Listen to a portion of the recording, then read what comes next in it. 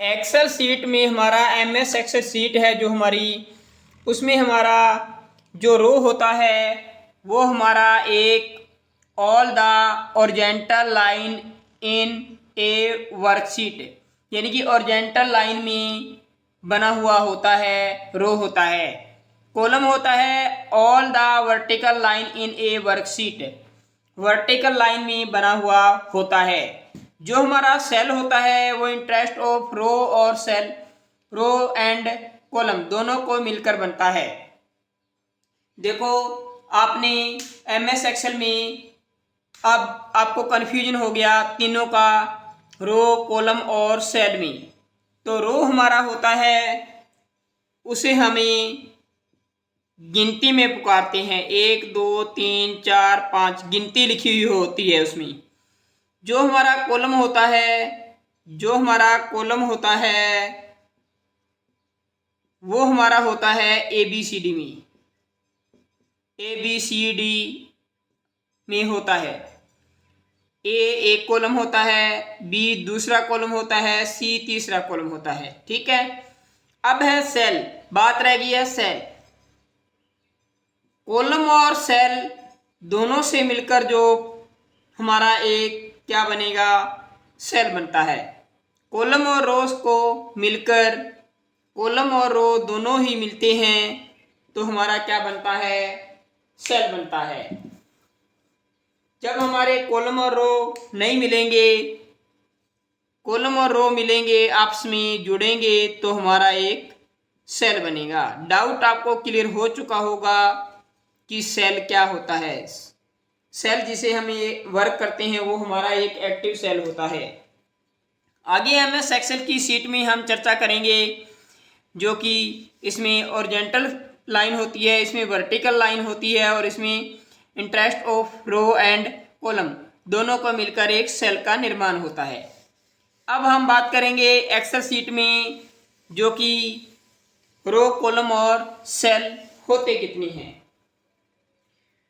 Excel seat जो कि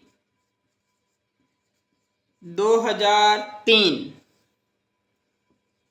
और 2007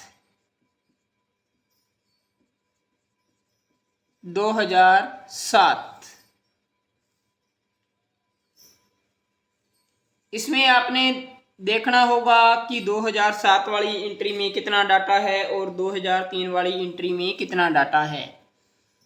पहले हम रो की चर्चा करेंगे, फिर हम कॉलम की और फिर हम एक सेल की चर्चा करेंगे। सेल, कॉलम, पहले रो। एक्सेल 2003 की सीट में हमारे रो होते हैं, वो हमारे होते हैं 65,536।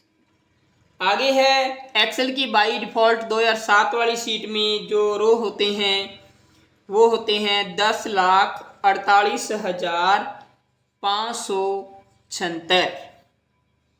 कॉलम है, कॉलम होते हैं 256 2003 वाली सीट में, और 2007 वाली सीट में 16,384 होते हैं।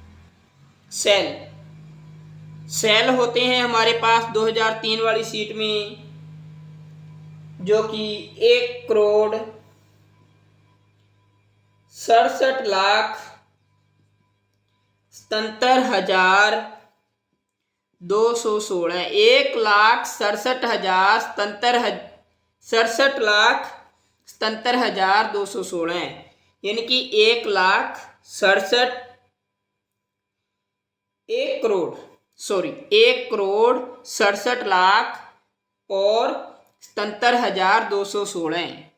आगे है हमारे पास एक्सेल की सीट 2007 में 17 अरब और 17 करोड़ 98,69,184 जो हमारे इसमें कॉलम हो, इसमें सेल होते हैं 2007 वाली शीट में। दोबारा आपको चर्चा करवा देते हैं, रिपीट करवा देते हैं। रो हमारे 2003 वाली शीट में 65,536। एक्सेल 2007 वाली शीट में हमारे होते हैं 10,48,576। कॉलम है 256 2003 वाली शीट में, 2007 वाली में 16,383। सेल वाले में है 1,00,000, ये 1 करोड़ 67,00,00 77,216 कॉलम है बाय डिफॉल्ट 2003 वाली शीट में। 2007 वाली शीट में है हमारी जो 17 अरब और 17 करोड़ 98,69,184 184 लास्ट। तो ये है हमारा एक्सेल सीट का मटेरियल। तो आगे है हमारा, इसमें एड्रेस बार पढ़ेंगे। एक्सेल सीट में जो एड्रेस बार होता है, जो इसमें लास्ट एड्रेस दिया होता है, रो और सीट का एड्रेस कितना होता है, इसका है जो हमारा एड्रेस है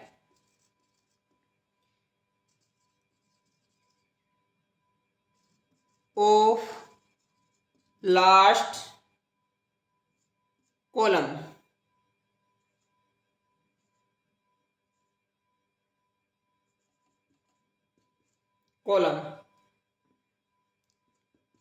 इन एक्सेल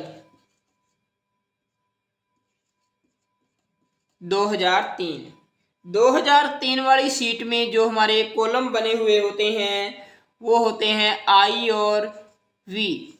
क्या होते हैं? आई और वी। लास्ट इसमें आई और वी तक बने हुए होते हैं। अब है हमारा जो पढ़ेंगे वो है हमारा इसमें एड्रेस में 2007 वाली बाय डिफॉल्ट शीट में हम पढ़ेंगे कितने बने हुए होते हैं। 2000 ये 3 वाली शीट में तो आई वी, और 2007 वाली शीट में होते हैं जो होते हैं एक्स एफ और डी। एक्स एफ और डी कॉलम इसमें बने हुए होते हैं। अब है हमारे पास एक पॉइंट है very very important, most, all competition exam में हर बार आता है कि एक्सेल की जो सीट होती है, एक्सेल सीट के एक सेल में अधिकतम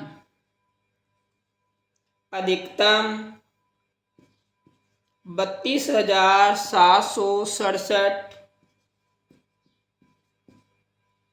करैक्टर लिखे जा सकते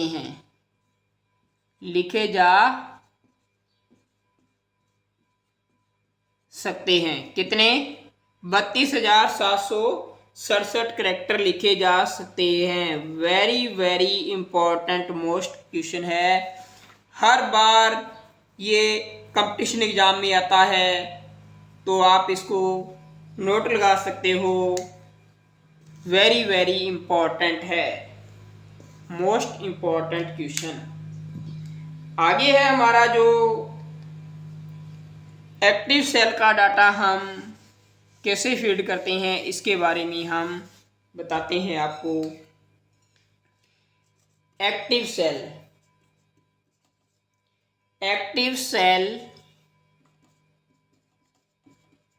जिस सेल में वर्तमान में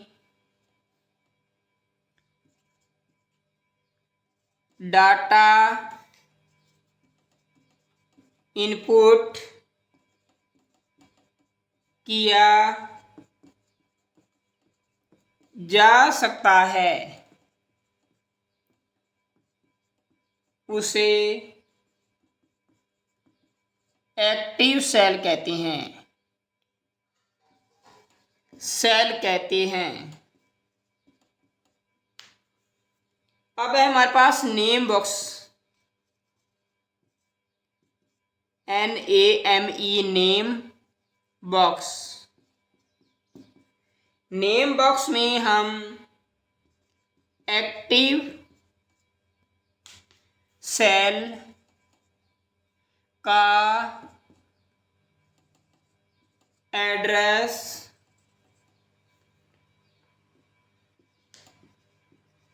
नेम बॉक्स में डिस्प्ले होता है। एक्टिव सेल का जो एड्रेस होता है वो नेम बॉक्स में शो होता है। ये तो सरल था। एक्टिव सेल होता क्या है? जिस सेल में वर्तमान में इन डाटा इनपुट किया जाता है उसे एक्टिव सेल कहते हैं। नेम बॉक्स, एक्टिव सेल का एड्रेस नेम बॉक्स में डिस्प्ले होता है। नेम बॉक्स में जैसे हमने कोई शीट बनाते हैं तो उसका डाटा हमारे को ऊपर शो होता है। तो आपने नाम लिखा सीता, मोहन, कोई भी नाम लिखोगे वो हमारा एक एक्टिव सेल में नाम लिखा जाएगा और वो हमारा शो होगा, डिस्प्ले पे दिखाई देगा। तो वो हमारा नेम बॉक्स होता है। क्या होता है? Name box. आगे है हमारा जो इसमें एक्टिव नेम बॉक्स के बाद फॉर्मूला बार।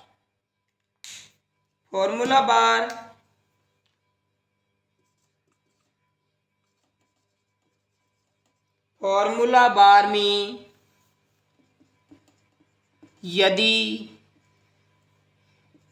किसी सेल में कोई फंक्शन फॉर्मूला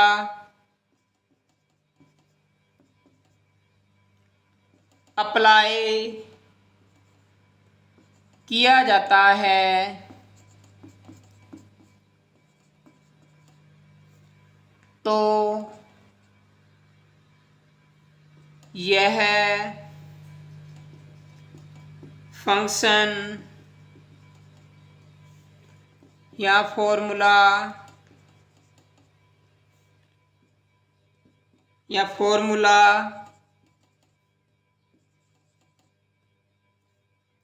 बार में डिस्प्ले होगा।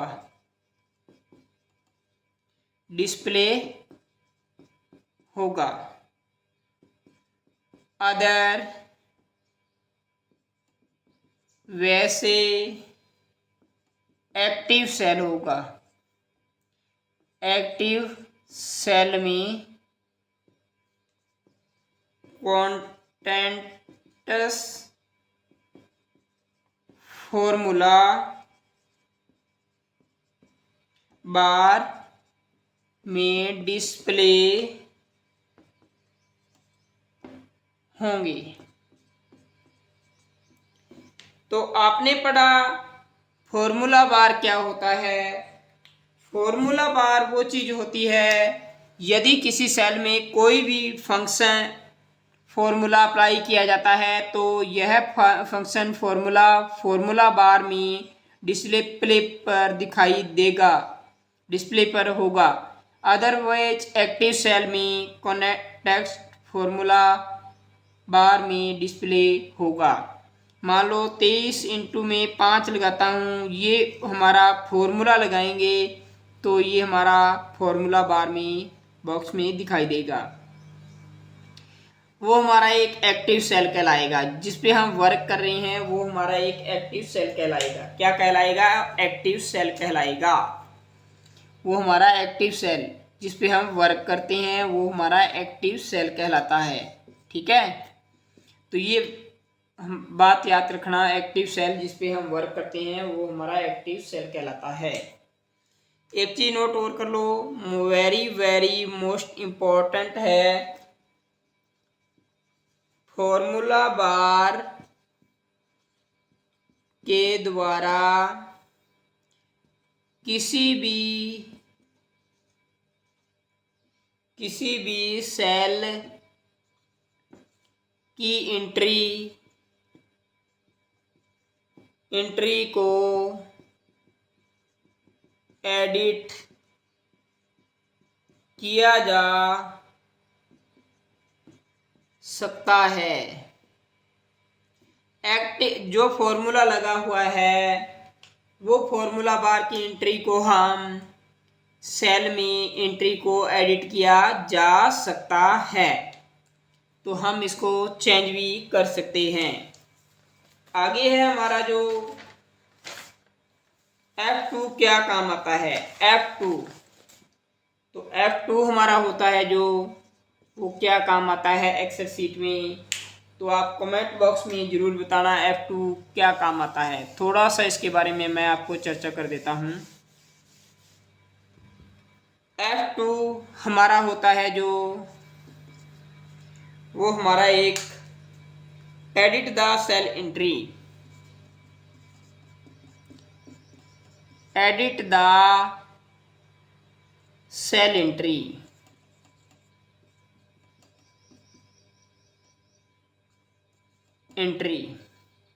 जो हमारा एंटर होता है, यानी कि F2 एडिट करने के लिए सेल को एंट्री की जाती है F2 की। और आगे है हमारा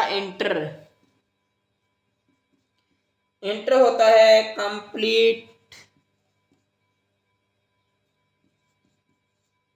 कंप्लीट द सेल एंट्री यानी कि कंप्लीट करता है सेल की एंट्री, तभी अब हम इसको एंटर कर सकते हैं। अब है ESC का मतलब होता है कुछ भी गलत हो गया तो उसको कैंसिल कर सकते हैं। तो complete the cell entry, cancel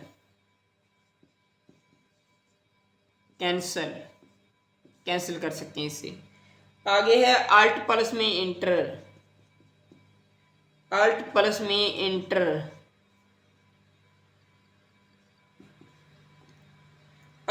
में एंटर में होता है सेम सेल में डाटा नई, जो हमारा डाटा होता है वो नई लाइन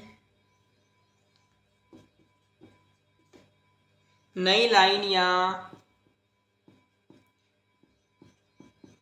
पैराग्राफ में इनपुट कर सकते हैं या करने योग्य होता है, करने के लिए होता है। हमने पढ़ा अल्ट प्लस में एंटर, सेम सेल में डाटा नई लाइन या पैराग्राफ में इनपुट करने के लिए ये अल्ट प्लस में एंटर दिया होता है। आगे है हमारा जो एक वेरी मोस्ट इम्पॉर्टेंट प्रश्न है कि नोट लगा के आप लिख सकते हो, एक्सेल के किसी भी सेल का यूज एज ए वैल्यू भी किया जा सकता है। एज ए वैल्यू भी किया जा सकता है। अब है आगे है हमारा 2 क्वेश्चन और है इसमें। तो आगे है हमारा जो नोट EXCEL एक्सेल के किसी भी सेल में नंबरिंग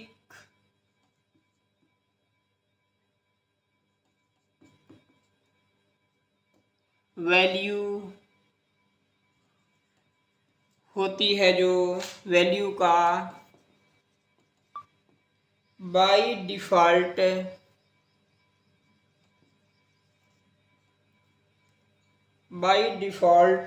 अलाइनमेंट सेट कर सकते हैं। अलाइनमेंट राइट होता है।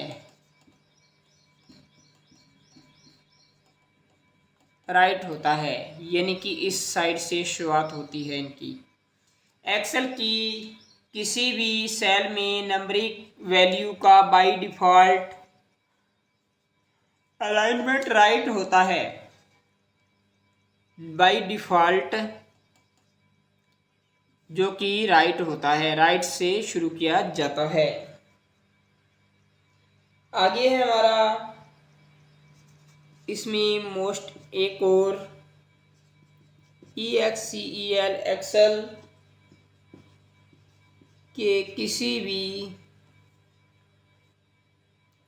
किसी सेल में टेक्स्ट वैल्यू का बाय डिफ़ॉल्ट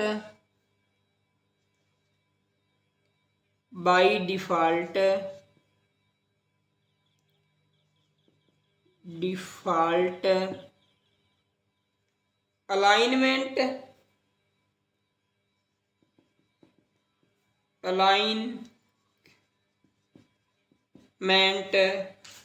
लेफ्ट होता है।